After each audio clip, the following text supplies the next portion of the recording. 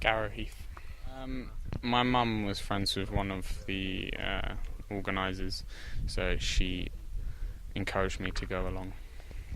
Yeah, well, she suggested it to me.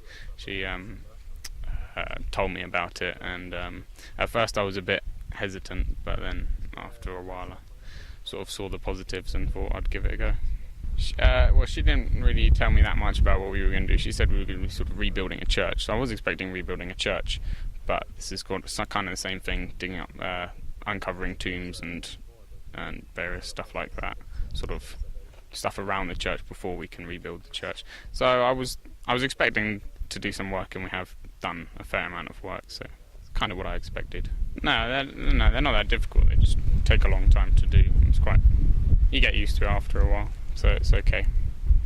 Yeah, I find the archaeological stuff fairly interesting, uncovering tombs. It's quite exciting when you're looking to aim to uncover something, but then there's also the sort of working, digging up stuff that needs to be removed, because you know that will help to the church eventually. So I found loads of small bones, and then found a jaw, found like a vertebrae, found various bones, which have been fairly exciting, really. I've never worked on a site like this before, so it's fairly easy. You can use all sorts of means of communication. I mean, I can speak to Servan and Stepan through English, and Stepan is Armenian, so you can speak to the Armenians. There's all sorts of ways of translating, and then if that doesn't work, we can use hand signals and all sorts. You know the basics of Paravses, and to say hello to the locals, and they say hello back. So it's yeah, you can get by. I haven't before. I used to go to Armenian school, but I stopped a long time ago because other things sort of got in the way. But after coming here, it's made me really want to learn Armenian now. So when I go home, I'll make sure I start to learn Armenian. Maybe my mum can help me. Yeah. Who gave you your name? My mother gave me my name. Yeah. Do you know what name it is? What it means? I'm not aware of what it means. No. Yeah, probably. I like to tell people about Armenia, because not many people know much about it. So if anyone would like to come, then definitely I'd think about bringing them along.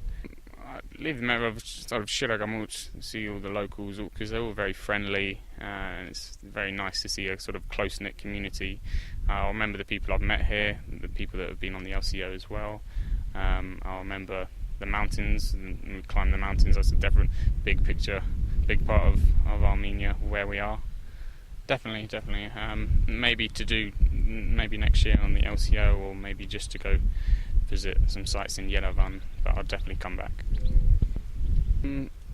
No, it's been very interesting learning about the church, learning about the history of Armenia. If you are Armenian, I'd definitely urge you to come on a trip like LCO to find out a bit more about your history and about your culture.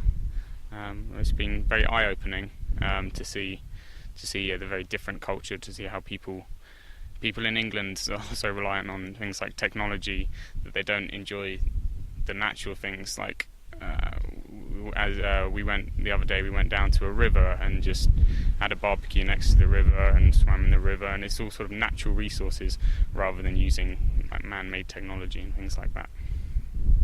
Well, that's all that needs to be said.